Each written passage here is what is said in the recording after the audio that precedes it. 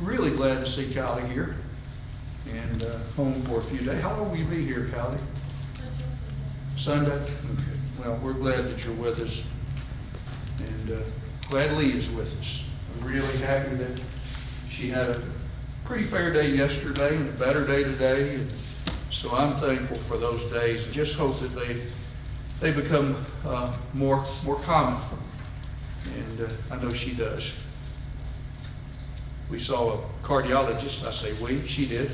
Yesterday I was with her, and things seemed to be all right along those lines. And no, I'm not going to make fun of, saying mean things like, I was surprised that they even found a heart. I would never say a thing like that. Would I, Jenny? I would never say anything like that. Okay. He's got enough heart for both of us, I think. All right, in our readings today, we have gone, actually the reading today will take us from the 18th chapter of Acts to that was Sunday, down through 28. And we'll just go through briefly. Remember, Acts deals with the actions of who? The apostles, primarily Peter's and Paul's. Others are mentioned, but pretty much summarized. And the first journey is in 13 and 14. 15 is the Council of Jerusalem, and then 1536 starts the second and goes through 1822. 18 is part of our reading of this week. 18 has Paul coming to what ancient city? Large commercial city. Corinth. 18:8 is a passage all of us need to memorize and carry through that. Crispus, the ruler of the synagogue, believed in the Lord with all his house, and many of the Corinthians, hearing, believed and were baptized. And hence we have the establishment of the Corinthian church. Paul is dealt with by some Jews. Then he leaves Corinth. He goes to Cenchrea, and then eventually to Ephesus across the sea, and then all the way down to Caesarea, then to Jerusalem, then back up to Antioch in 1822. 1822 is the end of the second journey, and 1823, guess what? The beginning of the third journey. And so Paul, Luke mentions that he goes through Galatia and Phrygia, establishing the disciples. And so as he's making his way there, this wonderful husband-wife couple has come to Ephesus. What are their names? Good. And there's a very powerful speaker who has come there, and he knows accurately the things about Jesus. About whom do I speak? Apollos, mighty in the scriptures, knows things about Jesus, but he was mistaken on a matter that was important. He knew only the what?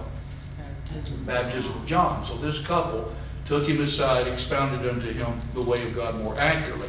All right, so then Paul then he goes back to Corinth. And it's interesting, in the First Corinthian letter, we're going to have Aquila and Priscilla, Apollos are all mentioned in the letter. And then while that's happening in 19, Paul comes to what city? Ephesus. And we find that he stays for a while, and he preaches in the synagogue, that's in verse 8. And then he leaves there because of the Jews, and then he goes to the school of Tyrannus. Verse 10 is a significant passage if you want to highlight it. While he was in Ephesus, and here it says for the better part of how long? 2 years. All what heard the word? All Asia heard the word. Paul used Ephesus as like like headquarters, and other places were like satellites that people would come in from Ephesus.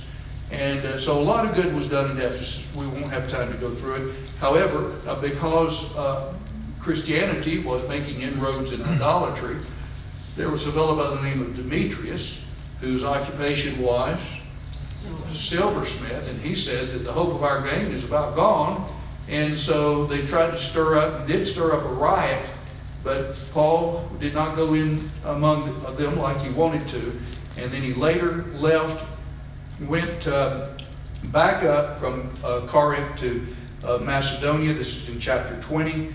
And he goes up to Macedonia, eventually comes over to Philippi, then to Troas, where we find that the disciples came together on the first day of the week to do what? To break bread. And so he's there in 6 through about 12. We have a miracle with, what was that fellow's name who fell asleep during services? Eutychus, right. He fell out, and it's so hardened that what happened? He actually killed him. He killed him. And then Paul raised him from the dead. And he goes on to Miletus and calls to him the elders back for the church at Ephesus. And he gives this wonderful speech to the elders in the 20th chapter. He actually he leaves Miletus and goes on to Caesarea, comes to Jerusalem in chapter 21.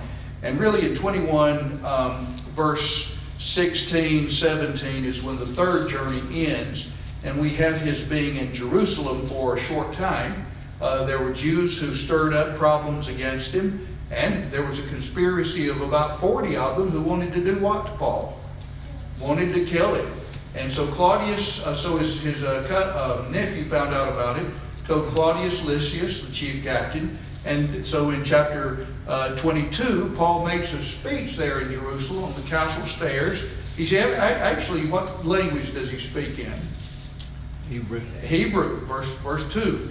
And he gave his own account of his conversion. And then in 23, he's able to speak before what? 23:1. The Sanhedrin Council. And there again, there are problems.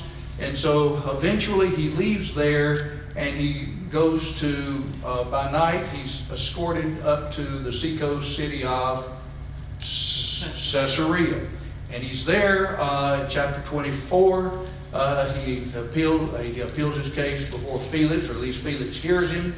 And then in 25, he's still in Caesarea, and there's a visit by King Herod Agrippa II, and he wants to hear Paul's case. And so in chapter 26, Paul speaks before Agrippa, and Agrippa understands that there's nothing amiss in this man. He could have been set at liberty earlier, but Paul appeals his case to whom? To Caesar, because the Jews had come and said, we'd like to have when the governorship changes from Felix to Festus, we'd like for him to come back. And Paul said, I didn't get a fair shake earlier. I know I'm not going to get one now. So let me appeal my case to Caesar, to Rome. And so in 27 and 28, we have his voyage to Rome, his arrival there. We have a shipwreck on Malta. He spends the winter there. Then he eventually makes it to Rome. And in chapter 28, the last two verses, 30 and 31, he is in his own what? Hired house. And do the Romans allow people to come to Paul? Yes, they do. And so how long is he there? 2 full years. Not a part of 2 years, but 2 full years. And it will be during that time that Paul writes what we call the what? Prison epistles. Ephesians, Philippians, Colossians, and Philemon. Possibly Hebrews to the end. But anyway, those 4 we know about. And thus we have the ending of the book of Acts. All right, a lot of lessons from that. But we'll leave that there and we'll get into Romans in our study. Okay, now in our study of the Sermon on the Mount, I want us to not get, I don't want you to feel like we're bogging down. We're actually making way.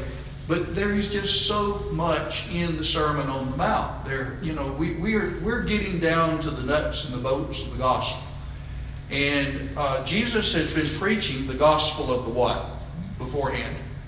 The gospel of the kingdom. And in fact, John had preached, repent ye for the what? The kingdom of heaven is at hand. And so Jesus does that. And going back through his life, we want to remember the years of preparation, about 30. The beginning ministry where Jesus is primarily down here in Judea. There is a quick trip to Cana, over to Capernaum, then back to Jerusalem. And then he moved, because John has been in prison. He was preaching in Enon, near to Salem, 323 says of John, which is about where my pointer is. It was outside Samaria, over this way toward the Jordan River, and he was preaching there because there was much what? Water. But he's been in prison down here in Machaerus. The Machaerus is not mentioned in the Bible as to where John was in prison, but extra biblical sources tell us that. And so a vacuum was created. And then the Jews down in this area knew that Jesus was making and baptizing more disciples than John. So he goes up here through Samaria, had a conversation with whom in John 4? Woman at the well, to Cana, to Nazareth, where he's rejected, then to Capernaum. And then all of these things we've been talking about in Capernaum, the miracles, the healings on the Sabbath. Eventually he calls Peter, well, this is early on. He calls the 4 disciples, Peter, Andrew, James, and John. Then he calls a specific one again, and he's the last one that we have specifically called, Matthew. And so all of this, and then after a night of prayer, somewhere up here at Capernaum, he calls his 12, and we have his speech not only to them but to masses of disciples. All right, real quickly before we go into this, let's go through the Beatitudes, qualities of character. Blessed are the poor in spirit, those who mourn, those who are meek, they hunger, thirst after righteousness, merciful, peacemakers, and pure in heart. And then those who are persecuted for righteousness' sake. And then ye are the salt of the earth and the light of the world. Then Jesus' relation to the law, don't think I came to destroy it, I came to fulfill it. What our relation should be that we talked about here the other night. And then in 20, I forgot about this. In 20, except your righteousness exceed that of the scribes and Pharisees, you'll no wise enter the kingdom. So then in 21 through 26, he talks about, you've heard that it was said to them of old, thou shalt not kill, but I say don't be angry, don't say reka, don't call him a fool. And then even if your brother has something against you, reconcile, do what quickly? Well, I just told you, didn't I? He said, if you're putting your gift at the altar and there remember that your brother hath aught against thee, leave your gift at the altar, go and reconcile yourself to the brother. And all right, so you try to do that. And then in 27 through 30, you've heard it said, thou shalt not commit adultery, but I say don't look on a woman to lust after her. And he's committed adultery with her already in his heart. And then he says, if your right eye offends you, pluck it out. If your right hand offends you, cut it off. It's better to enter into life maimed than your whole body be cast into hell. So then he moves on to divorce, and we were talking about that Sunday morning. When Jesus says you have heard, it has also been told them of old, you can write a bill of divorcement or a certificate of divorce and put her away.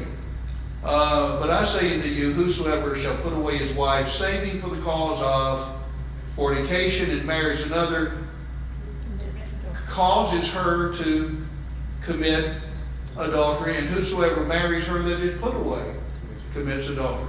And so we talked about that, God's attitude toward divorce. And it was not, guys, I want to really emphasize, it's not that the law was encouraging divorce. In fact, I made this point in lessons before, and I'm going to make it on oaths in just a minute. The Old Testament, we learn in Genesis 2, who established or initiated marriage? Who did that? God. Did he initiate or establish divorce? No, that was man's part. And yet the law regulated divorce. So it was God's intent that we marry. Divorce came along, so the law regulated it. And what the law did in Deuteronomy 24 was simply to put the brakes on.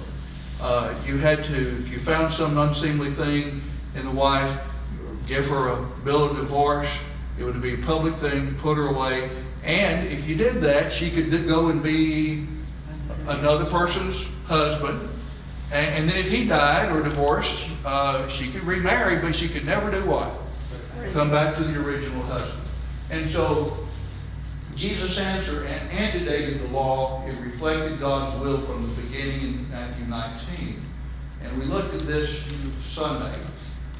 Matthew 5, the emphasis is on, what we're doing that can lead another to sin.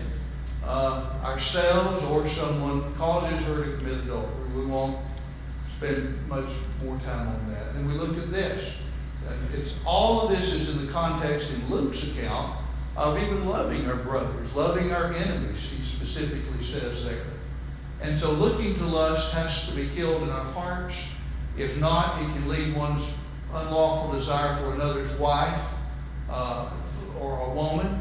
Then divorcing one's faithful wife in order to marry another puts the first wife, the wife unlawfully divorced, in an anticipated sinful relation due to her subsequent remarriage. It also causes anyone who marries her to commit adultery. So the emphasis is you don't do anything that can cause another to what? To commit adultery, to stumble, to whatever. And if your right eye offends yourself, if it offends you, you get away. And here the emphasis is whosoever shall put away his wife except for the cause of what causes her to commit adultery. It looks ahead and says you put her in a position where she is she's in a position where any relations or any subsequent marriage would have her commit adultery. And it would also include the person who would marry her. So don't do that. I mentioned this Sunday morning, I think. While there's no practical difference in the outcome of actions between the teaching here and in 19:9, Jesus' emphasis is different. Here in the sermon, he emphasizes the far-reaching actions committed on others causes her to commit adultery. And in Matthew 19, verse 9, it emphasizes the actions or the sins that one commits on oneself. Whosoever shall put away his wife and shall marry another, he commits adultery. And so there's a little different emphasis, but absolutely no practical difference whatsoever. And then I think we ended here. Only exception to a scriptural divorce is due to adultery or fornication. One has a scriptural right to divorce his or her mate and remarry if such occurs, except it be for fornication, saving for the cause of fornication. All right? Let's see. Other New Testament passages reflecting the same teaching include these. We didn't go through any of this. Let's do this quickly. Randy, if you would, look at Luke 16:18, and Brother Gene, Romans 7:1-3, and Sister Janet, 1 Corinthians 7:10-12. And I'm going to take the Mark passage. While I've had those others read be ready for the others. Look with me. If you've got your own passage you're reading, or others are just reading along. In Mark 10 verse 2 is the parallel of Matthew 19. And we're just going to spot read. The question is the same. Is it lawful for a man to put away his wife? Trying him. Trying him is not in Matthew's account. And then verse 3, he said, well, what did Moses command him? And they said, Moses suffered to write a bill of divorcement. But Jesus said the reason he did that was because of your what? Your hard heart.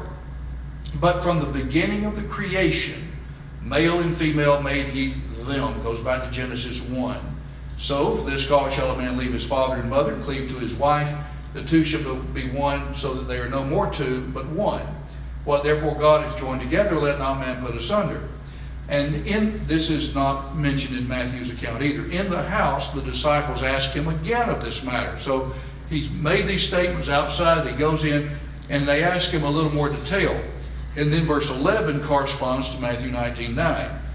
He said, whosoever shall put away his wife and marries another commits adultery against her. What does Mark exclude that Matthew 5 and Matthew 19 include? The exception clause, except for fornication. Yes, sir. I have a comment. Jesus, in all his teaching on marriage, and these scriptures you're bringing together, what he is seeking for people to do is restore the order that Yes. was in The beginning? in the beginning. Yes. This is the beginning. It was not so Yes. in the beginning. So Yes.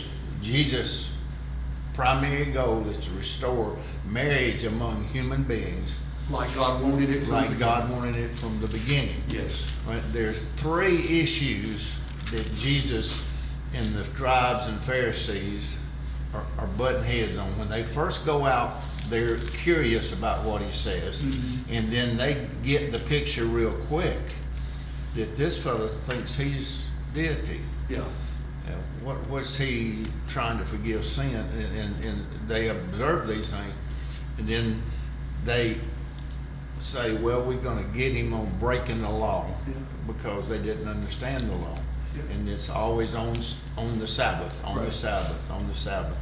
And then it's pointed out a few times that some people were lovers of money, Yeah. and we know they were proud and hypocritical. Right. And Jesus says, he Dishonest. said, this is in the second year,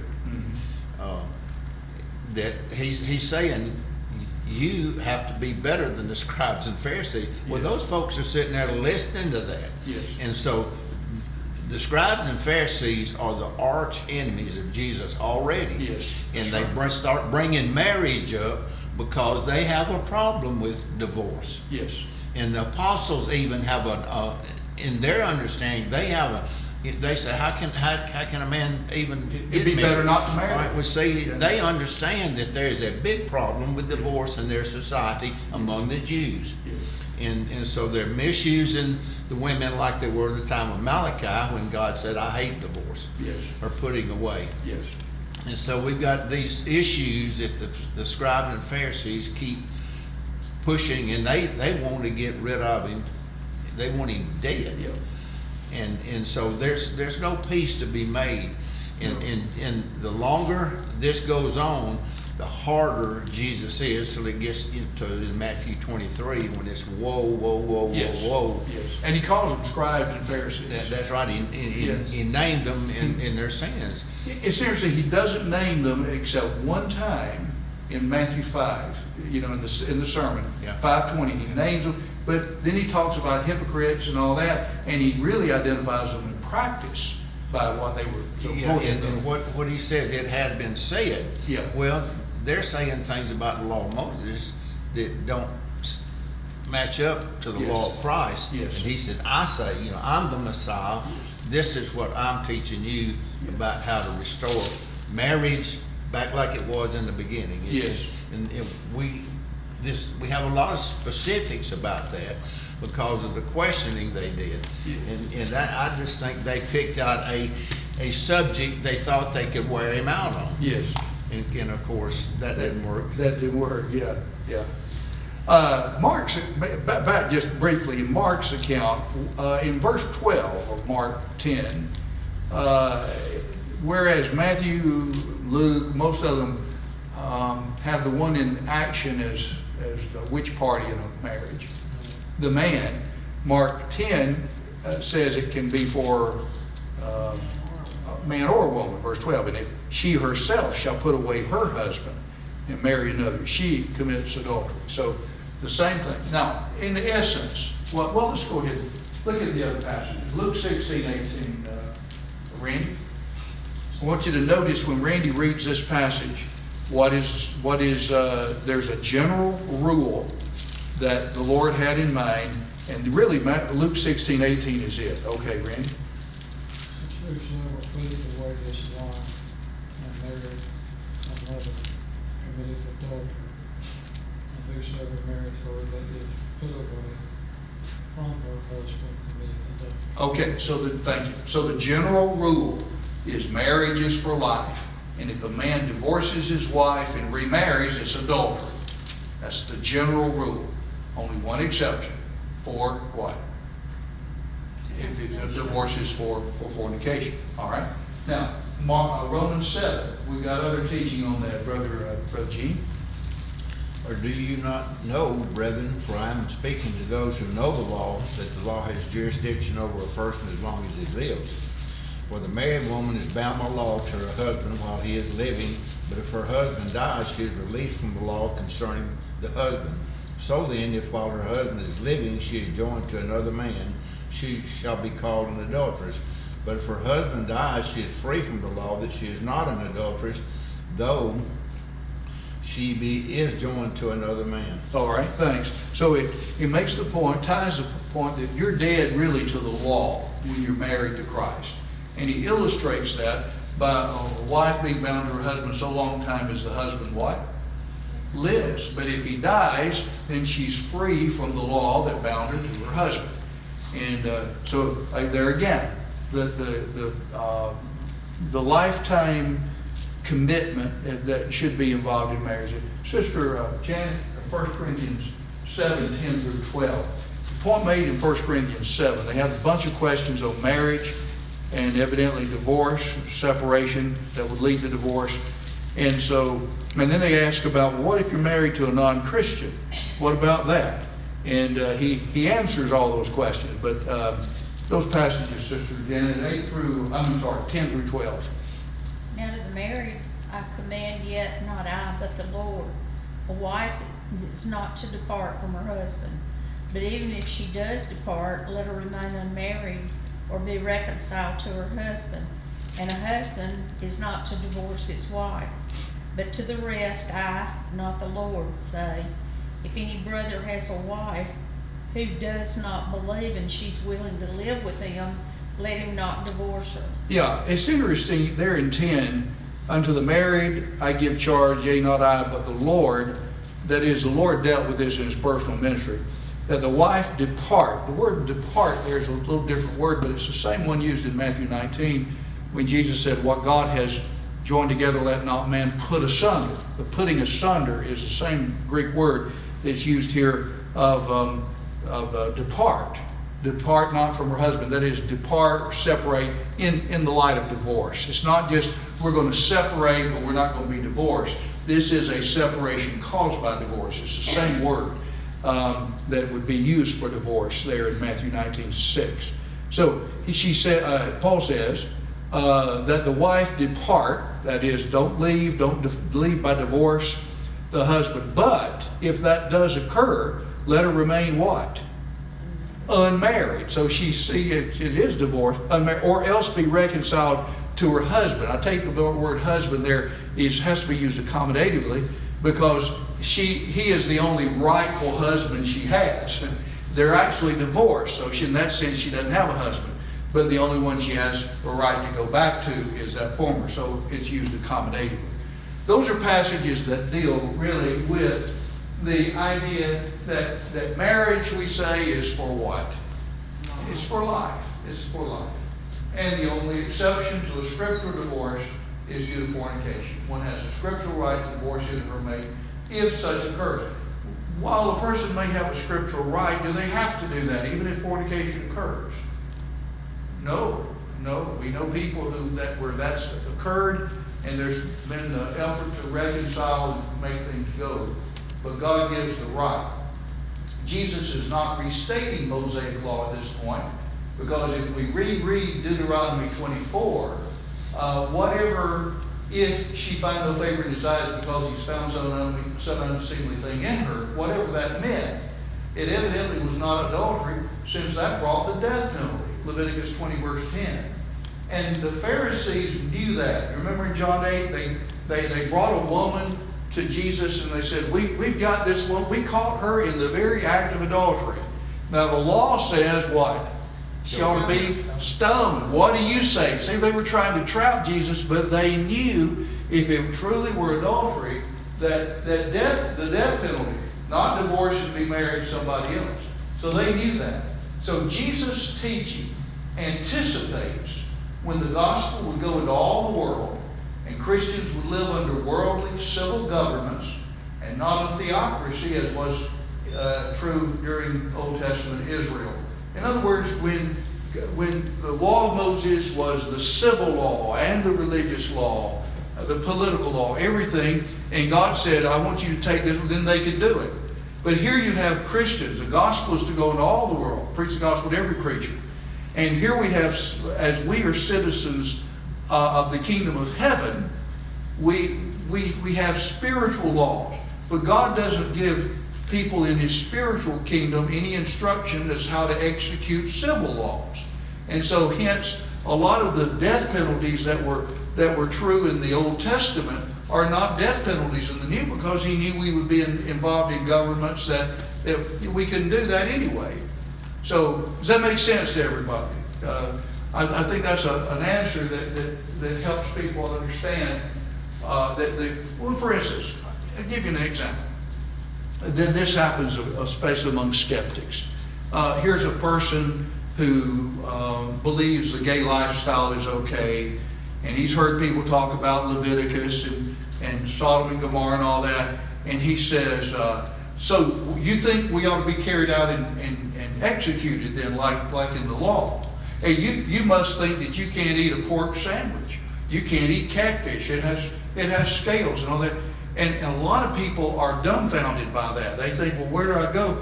And the truth of the matter is, we go all the way back to Genesis 1 and Genesis 2.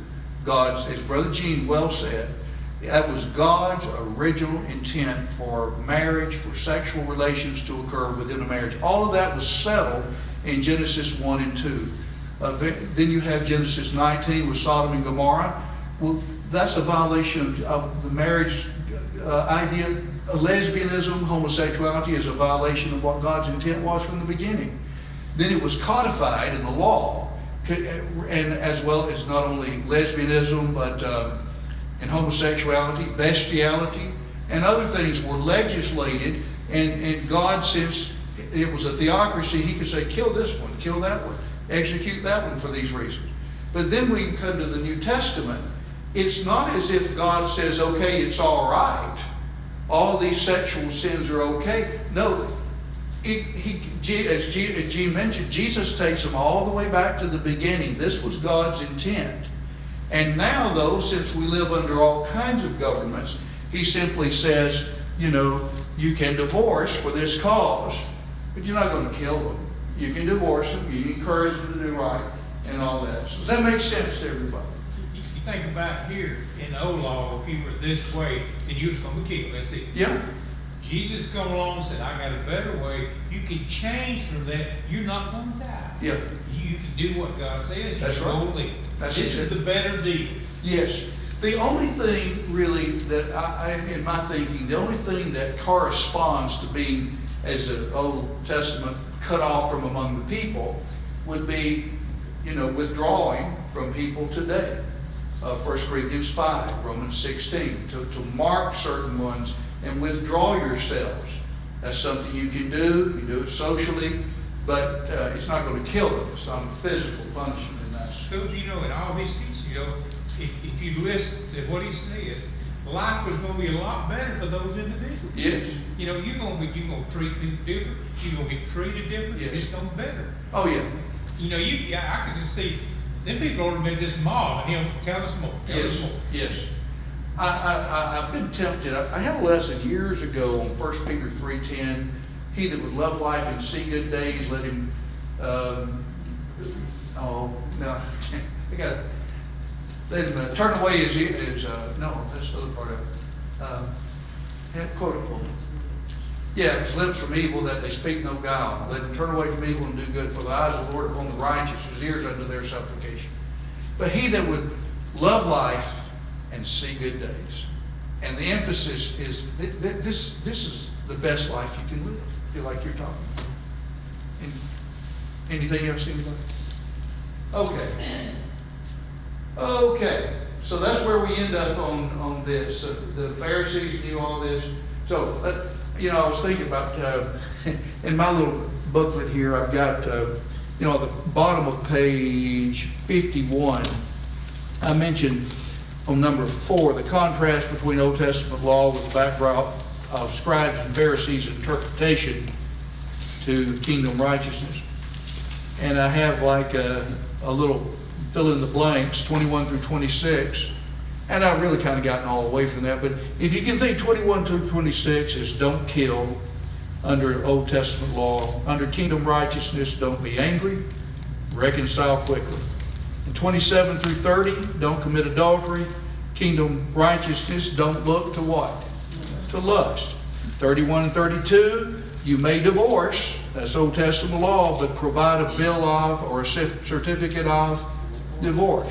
Versus kingdom righteousness, may only divorce for the cause of fornication. All right. We got about 8, 9, 10 minutes. 33 through 37 is, did somebody say something? Yes, ma'am, Pat. I just had a quick question before we leave that. In Matthew, where it says in 32, in the New King James, and you talk about this, but I forgot what you said, where it says sexual immorality instead of fornication. Yes. Why did you say it said that way? Why did it say sexual immorality? Did That- you mean to put that in there? That is the word is porneia, or one of the forms of porneia. We get pornography, pornus. And it literally means fornication. Is the, yeah, I call it an umbrella term. It's a general term that really refers to any sexual intercourse. And it can be between, it can include homosexuality, lesbianism, it can include people who are married, who are not married. It's the bigger term. And then adultery is usually between someone who is married.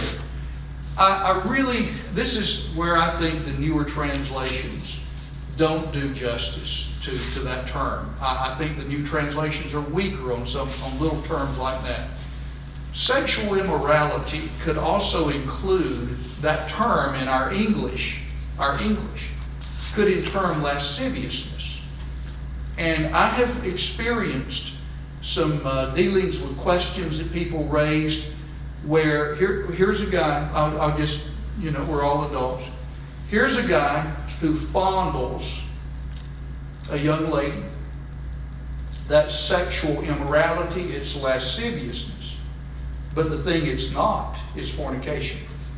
The question is, can a wife of the man who does that, can she divorce him for fornication? Well, somebody says it's sexual immorality. And I argue, but it's not fornication, and that's really the word. Can it destroy a marriage? Yes. Is it wrong? Yes. Is it sinful? Yes. But it's not fornication in the limited sense of describing unlawful sexual relations. That's the point. So, to me, that is a poor translation of it. And most of the newer translations have sexual immorality rather than fornication. Does that make sense to everybody? It really, I saw David Padfield had a really fine article, I thought, one time, in a bulletin that I got from him, and it had kind of it's almost like a timeline, and what he did, he just noted some things that people can sometimes do sexually, starts this, then the end result is fornication. And his question was on that whole term, sexual immorality is too loose a term.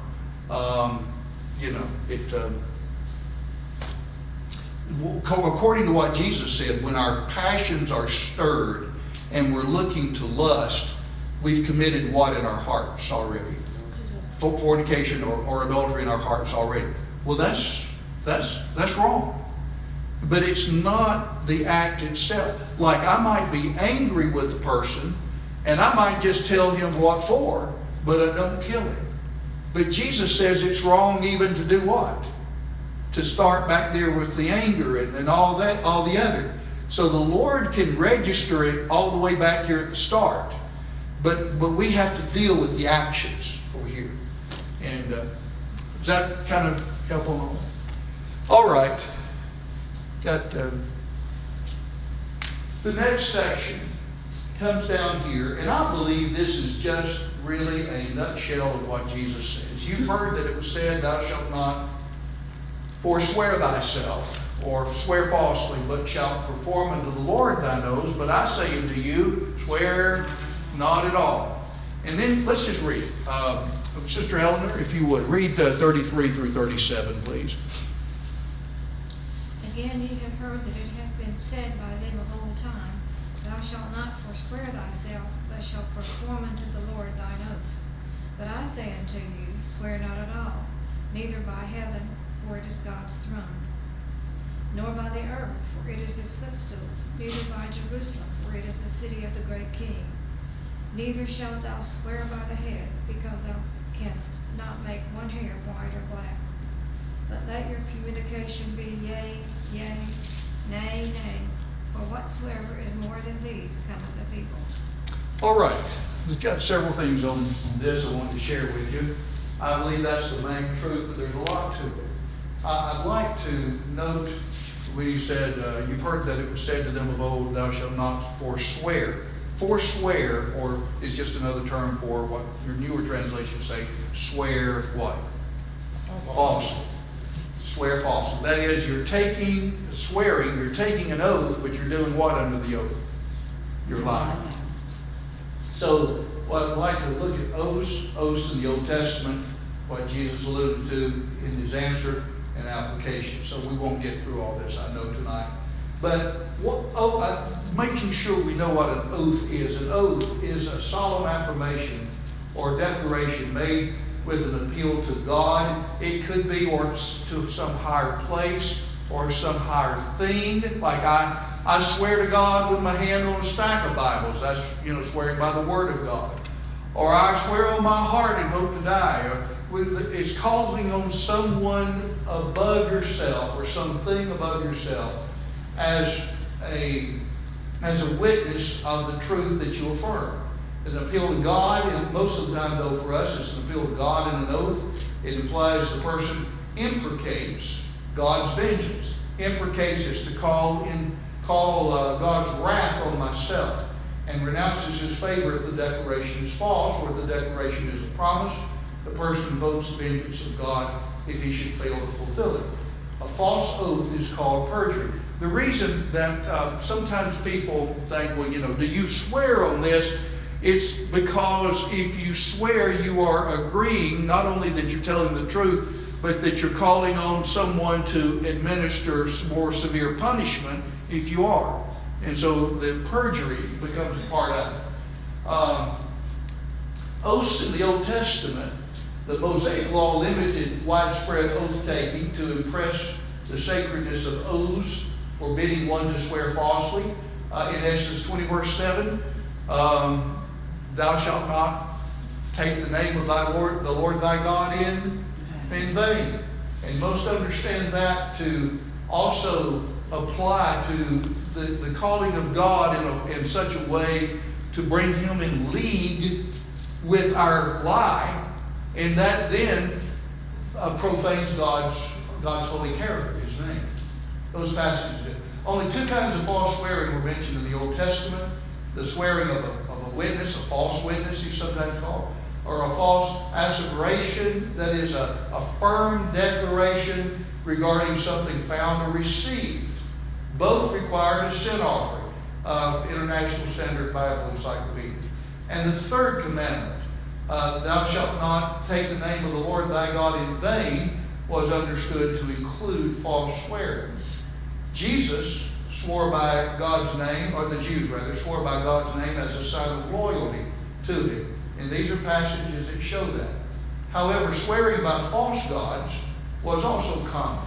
And in ordinary conversation, it was common to swear by the life of the person addressed, in 1 Samuel 1, another passage, by the life of the king, by one's own head, by the earth, by heaven, by angels, Josephus writes, by the temple and its various parts, by Jerusalem. So in essence, whereas in the old law, I think we could kind of wind this up in this way. The old law wanted the Jews to tell the truth, and if they swore, they needed to involve God and never swear falsely, never do that. By the time of Jesus' day, the Pharisees had taken this, and I think Matthew 23 is the best commentary on this. They had taken all forms of oaths that did not include the very name of God in any sense, but it could be heaven, it could be Jerusalem, it could be the earth, it could be life, it could be, and so basically they would say, well, I swear by the hair of my head, or I swear on the, and then what would they do? the temple or they go to the temple, yes, and then they would lie and think they could get away with it. So what Jesus does is he's saying, yes, don't prevaricate, don't do any of that, just tell the truth. The oath by heaven is what Jesus said involved God's name. Yet it did, because heaven is his throne, the earth is his footstool, Jerusalem is the city of the great king. And so essentially, the Old Testament did not originate oaths, very much like we were talking about divorce, but similar to divorce in that it did not originate it but regulated it. The law directed Jews to swear by God's name and then keep the oaths they made. However, those regulations were never intended to be a license to lie when not under oath. And see, that's, I think, the main point Jesus said. If you look back at the text again, and I've got this on a chart. Again, you've heard that it was said to them of old, thou shalt not forswear thyself. I think it's like this. But you better be careful if you you swear in the name of the Lord, you better do your oaths. You get the difference in the emphasis? If you swear by the name of the Lord, you better what? Yeah, which means, however, if you swear by something else, you can be a little lax on that.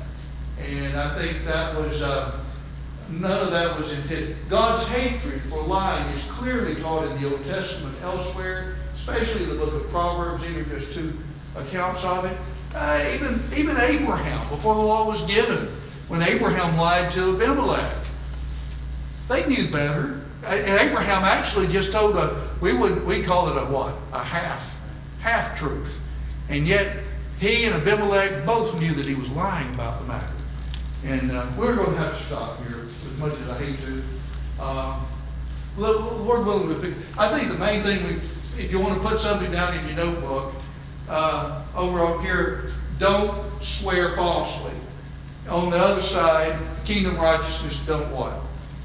Don't swear at all. Your word, the old phrase, your word is your what? Your word is your bond. You're obligated.